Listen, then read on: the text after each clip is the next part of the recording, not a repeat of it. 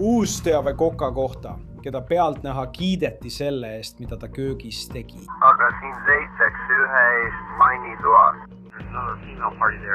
Aga nüüd süüdistatakse seda Kokka oma naise jõhkras mõrvas. Naise, kellest sõbrad ütlevad, et ta hoolis teistest väga. See on Maas Live'i video.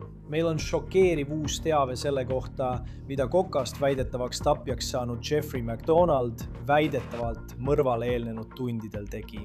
Me käsitleme seda juhtumit saates Law and Crime. Mina olen Chris Stewart.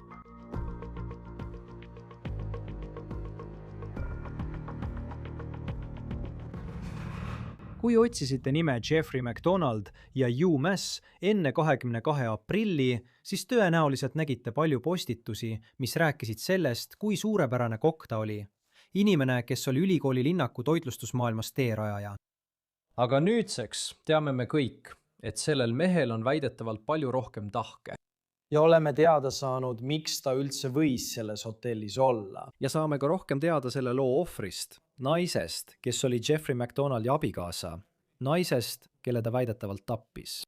Väidetavalt rääkis ta mõni päev enne mõrva oma sõbrale oma abikaasast ja mõningatest muredest, mis tal väidetavalt olid. Nüüd, ohvri nimi on Emma MacDonald ja ta on inimene, kes väärib palju tähelepanu selle elu eest, mida ta elas. Ta jätab endast maha noore tütre ja 2 koera, keda ta sügavalt armastas. Sõbrad ütlevad, et ta oli erakordne naine. Ja me räägime palju sellest, millised on praegu pingutused, et talle õiglus jalule seada. Nüüd mees, keda süüdistatakse tema tapmises, oli pealtnäha keegi, keda paljudes aspektides pandi pjedestaalile. Ja ta oli see auhinnatud kokk, sest ta oli üks juhtidest UMassi ülikooli linnaku toitlustuses. Ja ausalt öeldes oli ta kooli jaoks omamoodi värbamisargument. Mine Princeton Review lehele, vaata seda. Sa näed, millised on riigi parimad ülikooli söögikohad. Ja kui sa oled tulevane tudeng ja see on sinu jaoks oluline, siis UMass on tipus. Ja kokk Jeffrey MacDonald oligi selle üks peamisi põhjusi. 36-aastane Jeffrey nimetati 2025 aastal Ameerika Koka Föderatsiooni poolt aasta kokkaks tema kokakunsti eest. Ja see on vaid üks mitmest auhinnast, mille ta võitis oma kulinaarse oskuste eest UMass Amhersti kokana. Aga on raske öelda, kas see kõik enam loeb, arvestades, et nüüd mõtleme ja näeme Jeffrey MacDonaldi puhul just seda pilti. See on VVLPI andmetel tema esimene kohtu ette ilmumine pärast väidetavat Emma MacDonaldi mõrva. Tähelepanu Medicrease, väljakutse aadressil 1 Campus Center Way, UMassi hotell, UMass, tuba 413. It's going to be for a possible mental health issue. Seda ütlesid hädaabinumbri 911 dispetšerid pärast seda, kui kõne jõudis Lääne Massachusettsi politseini hotell UMassist. Selle postitas esimesena Mass Live. Nüüd, see on taas ülikooli linnaku hotell. Ja dispetšerid ütlesid, et probleem oli toas 413. UFT karjus, et neid on keegi maas ja nad vajavad iga personali. Enne kui läheme selle juhtumi osa uute üksikasjade juurde, tahan rääkida veidi rohkem Emma MacDonaldist. Sest veebipõhised andmed näitavad, et ta oli samuti UMassi töötaja. Üks tema sõpradest ütles Boston Globe'ile 2022 aastal, et ta abiellus Jeffrey MacDonaldiga. Tal oli 10-aastane tütar. Jeffrey oli eelmisest abielust 2 last ning meil on ka mõned uued dokumendid, mis kirjeldavad nende laste ema probleeme Jeffreyga viimastel aastatel. Emmas sõber ütles Globe'ile, et emmal oli mõningaid muresid Jeffrey käitumise pärast päevadel ja nädalatel enne tema mõrva. Ta ütles, et emma armastas siiski Jeffreyt ja ta tõesti uskus temasse, mis teeb selle loo nii uskumatult traagiliseks. Oma intervjuus oli siiski üks anekdoot, mis tõesti silma paistis ja kirjeldas Jeffrey MacDonaldi väga veidrat käitumist väidetavalt viimase kuu jooksul. See sõber ütles, et Jeffrey ja Emma olid koos lastega planeerinud reisi Disney Worldi vaid 2 nädalat enne Emma surma. Aga kuidas tundub selline kannapööre? 1 nädal hiljem palus Jeffrey lahutust. Siis mõrvapäeval, see oli 22. aprillil, postitas Mass Live interneti video, kus Jeffrey hüppab ülikooli linnakus tiiki, olles täies kokariietuses. Sellel päeval oli Amherstis, Massachusettsis ilm umbes 20 kraadi Fahrenheiti ringis. Kui videot vaadata, siis on kuulda, kuidas inimesed naeravad, kui Jeffrey vette hüppab. Aga see video ei anna ilmselt edasi olukorra meeleolu. Boston Globe'i artiklis ütles Emma sõber, et keegi helistas hädaabinumbrile pärast seda, kui Jeffrey tiigist välja tuli, tema käitumise tõttu. Seejärel pärast vestlust politseiga, mille üksikasju me ei tea, broneeris Jeffrey endale ööks toa hotell UMassis. Ja sõber ütleb, et Emma plaan oli koju jääda. Nad elasid ülikooli linnakust umbes 20 minuti kaugusel. Ja sõber ütles, tsiteerin: soovitati, et nad rahuneksid maha tema käitumise ja toimuva tõttu. Tsitaadi lõpp. jätka, meditsi. Mul on vaja siia võimalikult kiiresti veel stiirabi ja palun lisada 7. See on see, mida politseiraport ütleb, et tol ööl juhtus. Kolmapäeval, 22. aprillil 2026, umbes kell 19.42, UMass Amhersti politseiosakonna ametnikud ja tuletõrjujad, Amhersti tuletõrjeparameedikud saadeti Hotel UMassi tuppa 413 aadressil One Campus, Centerway, Amherst, Massachusetts. Pärast seda, kui sellele aadressile tehti hädaabikõne numbrile 911, kirjeldades seal aset leidvat hädaolukorda. Arvestades olukorda, reageerisid abistamiseks ka Hadley politseiosakonna ametnikud. Nüüd räägime juba mitmest ametkonnast, kes reageerivad sellele, mis iganes toimub selle hotelli 4. korrusel. Ja kui politsei jõudis tuppa 413, kohtusid nad väidetavalt sama mehega, keda näete siin pildil naeratamas, medalit kaelas, kui ülikooli linnaku suurepärane kokk. Aga inimene, kellega nad väidetavalt suhtlesid, käitus hoopis teistmoodi kui see, keda kogukond arvas end tundvat.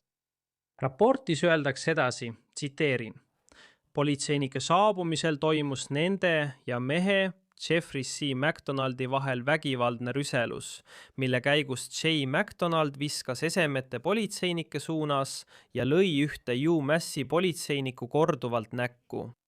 See pole aga kõik, millega esmareageerijad kokku puutuvad. Sisenedes tuppa 413 leidsid politseinikud surnud naise, kellel olid tõsised vigastused. Arvestades naise tõsiseid vigastusi, tundus uurijatele ilmne, et need olid põhjustatud vägivaldsest rünnakust. Nüüd jõuab lugu veelgi šokeerivama pöördeni, tsitaat. J. McDonald võeti vahi alla ja viidi UMass Amhersti politseijaoskonda.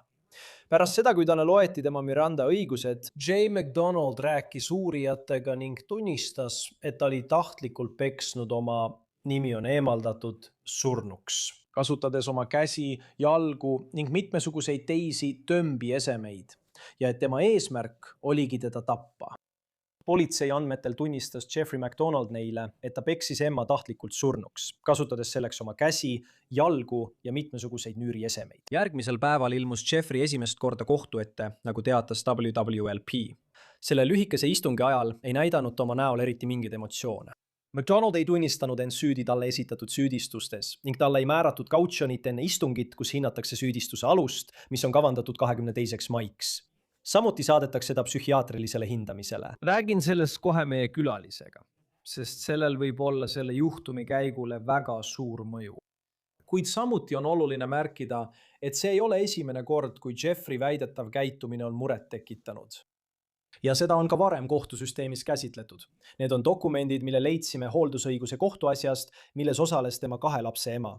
Ja see ulatub tagasi aastasse 2021. Ja me leidsime need dokumendid Hamdeni maakonna, Massachusettsi perekonna ja pärimiskohtust. 2024. Aasta septembris kirjutas McDonaldi laste ema, et ta soovib muuta nende senist hooldusõiguse kokkulepet. Sest, tsiteerin, lapsed on teatanud verbaalsest väärkohtlemisest isa poolt, karjumisest, sõimamisest, ropendamisest, alandava sõnalise väärkohtlemise pealtnägemisest isa ja kasuema vahel ning eile teatasid nad ka füüsilisest väärkohtlemisest. Vanim laps teatas, et isa lükkas teda täie jõuga vastu lauda esmaspäeval, 16. septembril, ning et isa on talle korduvalt näkku haiget teinud. Lapsed on viimase aasta jooksul korduvalt palunud, et nad ei peaks isa juurde tagasi minema. Mõlemad lapsed teatasid, et isa käskis neil mitte rääkida emale väärkohtlemisest ning mõlemad kardavad isa kättemaksu ja väärkohtlemist. Umbes 2 kuud pärast seda, kui naine esitas selle McDonaldi vastu, lõpetas kohtunik asja, sest kumbki neist ei ilmunud kohtusse. Meiega on nüüd sellest juhtumist rääkimas Melba Pearson, kodanikuõiguste ja kriminaalõiguse advokaat ning Resident Legal Diva YouTube'i kanali saatejuht. alati on tore sind siin Law and Crime'is näha. Tead, siin on tegemist väga raske väidetava perevägivalla juhtumiga, kus on seotud keegi kogukonnast, kes on tõesti tuntud. Mida arvad sellest, mida on väidetud Jeffrey McDonaldi käitumise kohta sel päeval, kui see juhtus? Aga siis tundub ka, et kui vaadata nädalaid tagasi, siis mõned on iseloomustanud tema käitumist kui ohumärke. Jah, Chris, alati on tore sinuga koos olla ja ma mõtlen, et need juhtumid on alati uskumatult südantlõhestavad. Ja esimene asi on alati see, millised ohumärgid jäid märkamata, millised märgid jäid tähelepanuta. Mõnikord on märke, mõnikord ei ole. Antud juhul tundub, et nädalatel enne seda tema, ja ma ütlen seda väikese reservatsiooniga ning ma kohe selgitan, miks, aga tundub küll, et tal oli justkui vaimne murdumine, arvestades tema kummalist käitumist. Ja näiteks jääkülma tiiki sukeldumine, tead, kas see oli päev enne või mõrva hommikul. Nii et tundub, et tal oli selgelt mingisuguseid psühholoogilisi probleeme. See võis olla diagnoosimata vaimse tervise häire, see võis olla lihtsalt murdumine stressi tõttu, kes teab. Aga ma tahan midagi väga selgelt öelda. 2 asja võivad olla korraga tõesed. Sul võib olla vaimne haigus ja sa ei pruugi olla väärkohtleja.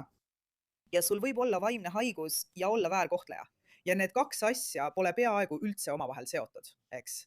Sest see sõltub mõtteviisist ja sellest, kuidas sa suhtesse suhtud. Kui sa näed oma partnerit kui omandit, siis vaimsel tervisel pole sellega midagi pistmist, eks?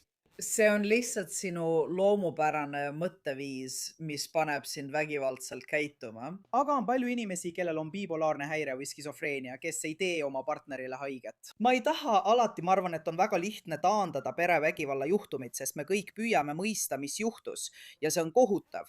On väga lihtne automaatselt eeldada, sellel inimesel on vaimse tervise probleem või vaimse tervise häire. See ei tohiks olla vaikimisi eeldus. See võib olla tõsi, aga uurime ka laiemat mõtteviisi ja ühiskondlikke probleeme, mis soodustavad perevägivalda, selle asemel, et lihtsalt kiiresti liigitada see vaimse tervise alla ja mitte süveneda rohkem.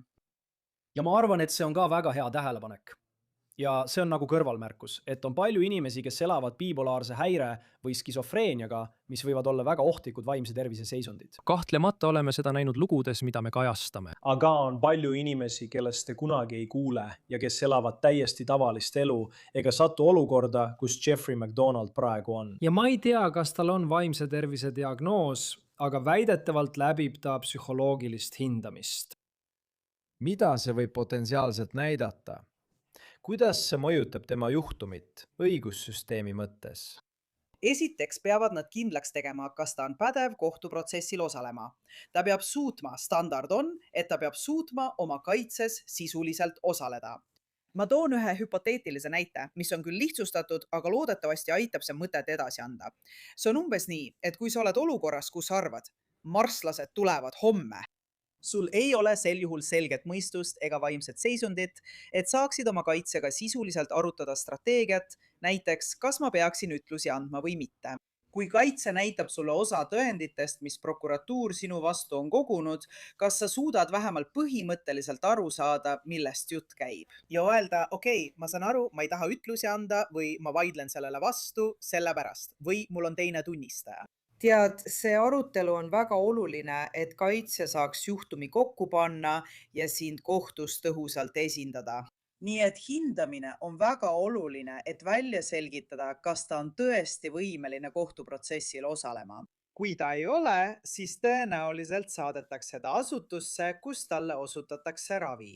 Ja tavaliselt umbes 6 kuu kuni aasta pärast tuuakse juhtum tagasi, tehakse uus hindamine ning siis otsustatakse, kas ta on tõepoolest pädev kohtuprotsessil osalema. Nii see protsess kulgebki. Kogu eesmärk on, kas me suudame taastada kohtukülblikkuse või kui mitte, kui inimene lihtsalt tõesti ei ole meiega selles mõttes, siis arutatakse, kas tegemist võiks olla süüdimatuse tõttu õigeks mõistmisega või millegi sarnasega. Me ei ole veel selles punktis. Aga kõigepealt, kas ta on pädev kohtuprotsessil osalema? Kui ta on pädev kohtuprotsessil osalema, siis kas tal on vaimse tervise probleem? Kas tal on skisofreenia, bipolaarne häire või midagi muud? kui see on nii, siis olgu, paneme ta ravimitele. Nii saab ta jälle selge mõistusega olla ja oma kaitses osaleda. Kõik need asjad mängivad rolli nii kaitse kui ka prokuratuuri strateegias. ja ma arvan, et see on veel üks hea punkt. See, et keegi ei pruugi olla kohtukõlblik, ei tähenda, et see kestab igavesti. See ei ole nii. See ei ole nii. Tead, kui keegi mõistetakse süütuks süüdimatuse tõttu, siis see on hoopis midagi muud kui see, kui keegi leitakse kohtukõlbmatuks. Õige, sest süüdimatuse tõttu süütu tähendab, et kuulake, see inimene on nii raskes vaimses seisundis. See ei ole nii. Pole vahet, kas annad neile ravimeid 6 kuud, aasta või 2 aastat. Nad ei taastu nii lihtsalt ja need juhtumid on palju haruldasemad, kui sa arvaksid. Nii et tavaliselt on võimalik inimesed taas kohtukõlblikuks muuta, sest mõnikord on tegemist diagnoosimata vaimse tervise häirega. Ja kui see nii on, siis tuleb nad panna raviplaanile ja mõne kuu pärast on nad jälle seal, kus nad peavad olema. Aga kui keegi on nii kaugele jõudnud, siis on see olukord, kus varem oleks nad pandud vaimuhaiglasse, eks ole. Me tegelikult enam nii ei tee, aga on olemas erisätted nende jaoks, kes lihtsalt ei ole selles mõttes pädevad. Ma ei tea, kas see on siin. Nii, jällegi, me oleme alles alguses. Me peame nägema, mida hindamise tulemus näitab ja peame nägema, mida kohtunik selle tulemusena otsustab. Ja jällegi, see võib olla olukord, kus neid hindavad 3 arsti, sest nagu öeldud, kaitse pool tahab viia oma kliendi nende arstide juurde, keda nad eelistavad ja prokuratuuril on keegi, keda nemad peavad vajalikuks eksperdiks. Ja siis võib kohus öelda, teate mis? Ma tahan leida selle inimese, keda ma pean kõige neutraalsemaks. Nad vaatavad kõik 3 aruannet üle ja otsustavad siis, kas keegi on piisavalt pädev kohtuprotsessil osalemiseks, kui see tõesti on probleem. Ja kui rääkida sellest, siis ta seisab silmitsi äärmiselt tõsiste süüdistustega. Ta võib süüdimõistmise korral veeta ülejäänud elu vanglas. Ja loomulikult kehtib talle süütuse presumptsioon, seni, kuni midagi sellist juhtub. Aga kui on juhtum, kus sa vaatad selle päeva sündmusi ja ta hüppab vette ning inimesed naeravad. Aga siis väidetavalt tehti hädaabikõne numbrile 911. Ja nii ta sinna hotelli sattuski, sest politsei ütles, et kuule, miks sa ei võiks täna öösel siin toa võtta ja rahuneda? Ja siis tundub, et ka Emma oli seal, vähemalt selle sõbra sõnul, kes ütles, et ta pidi koju jääma. Ja politsei nimetas seda rahunemisajaks. Ja selle osa kohta on palju detaile, mida pole avalikustatud. Aga sa kuuled seda ja üks inimene kirjeldas seda kui ettearvamatut käitumist. Aga siis vaatad seda mustrit viimaste nädalate jooksul, kus nad pidid väidetavalt Disneysse minema. Ja siis otsustasid nad, siis ta ütleb, et tahab lahutust. Ja see ongi nii, et kuidas õigussüsteem toimib, kui võib-olla ongi vaimse tervise probleem sel hetkel. Aga samas on ka muster, kus võib-olla on perevägivald ja sa ehitad seda juhtumit üles. Et kuidas õigussüsteem selle tasakaalu leiab, kui mõlemad asjad võivad olla tõesed? Ja jälle, kui me kuulame fakte, siis see on väga häiriv, sest tavaliselt näeme vastupidist. Tavaliselt on abikaasa see, kes lahutust palub. Ja siis see ongi see, mis vallandab vägivaldse juhtumi, sest vägivallatseja tunneb, et ta on kaotanud kontrolli. Ja nüüd tahavad nad oma ülemvõimu ja kontrolli vägivalla abil taastada. Ja see viibki surmava tagajärjeni. See osa on nüüd läbi. Aga ma vaatan ka võimalikku kasutamata võimalust. Igal osariigil on mingi versioon tahtest olenematust hospitaliseerimisest. Floridas, kus mina asun, nimetame seda Bakeri seaduseks. Aga põhimõtteliselt on see protsess, mille käigus õiguskaitseorganid saavad inimese põhimõtteliselt vahi alla võtta, mitte vanglasse, aga nad võetakse vahi alla ja viiakse haiglasse 24–48 tunniks jälgimisele, et välja selgitada, kas sellel inimesel on vaimse tervise probleem. Kas nad vajavad ravimeid? Okay. Ja selle põhjal antakse neile suunamised, eks? Sa pead pöörduma psühhiaatri poole, sa pead minema sellesse programmi, mis iganes see olukord ka poleks. Aga vähemalt minu jaoks on see õige viis olukorra rahunemiseks, sest see ei olnud nii, et ta oli lihtsalt ärritunud ja nad olid vihased ning neil oli tüli. Okei, sina mine siia, sina mine sinna, rahune maha, hinga ja siis tee seda homme. Sa hüppad jääkülma järve. Sa käitud kummaliselt, mis võib viidata psüühilisele kriisile. Siis oleks politseijaoskond pidanud ta kinni pidama ja põhimõtteliselt tahtest olenematult haiglasse paigutama. Ja võib-olla oleks ta täna veel meiega. See ei ole mõeldud politsei süüdistamiseks, kuid on olemas stsenaarium, kus kui ta oleks haiglasse viidud, oleks ta võib-olla saanud abi, mida ta vajas. jällegi, eeldades, et tegemist oli ainult vaimse tervise probleemiga, oleks see võinud ära hoida surmava sündmuse.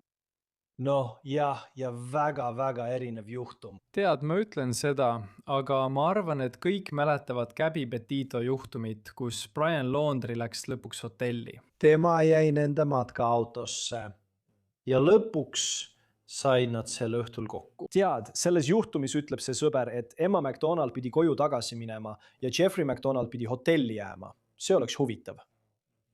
ma tean, et kohalik ringkonnaprokurör ei soovinud selle teemaga seoses veel midagi kommenteerida. tead, kahjuks oleme pidanud liiga tihti rääkima perevägivalla ja koduvägivalla juhtumitest ning mõnest loost, mida oleme kajastanud. ja üks lause, mis mulle eriti meelde jäi, mida sõber Boston Globe'ile ütles, oli see, et tead, Emma armastas teda ja ta tõesti uskus temasse. ja ta oli selline inimene. Tead küll, ma ikka toon selle välja. ma töötasin varem Lääne Massachusettsis. ma ütlen, et UMass võtab ülikooli linnaku toitlustust uskumatult tõsiselt. See on selle kooli jaoks nagu värbamisargument. ja tema oli selle sümbol. ja sa näed, miks ta oli keegi, kellesse tõesti uskuda.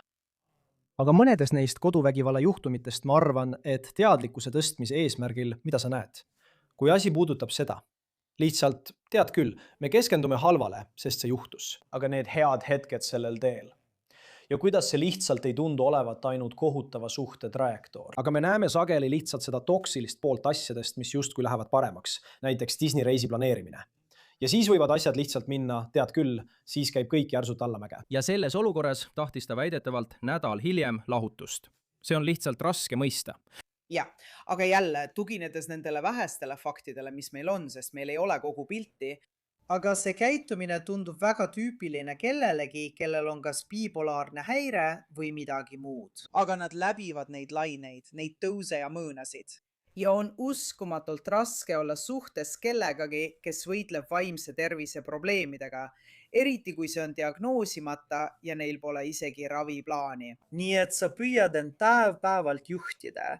Sa ei tea isegi, kelle kõrval sa ärkad, eks. Näiteks täna võivad nad olla täiesti korras ja homme võivad nad olla hoopis teistsugused või isegi hetkest hetkeks. Nii et see kõik muutub väga raskeks. Aga samas, mida inimesed tihti unustavad perevägivalla või lähisuhtevägivalla puhul on see, et vägivaldseid juhtumeid ei toimu iga päev.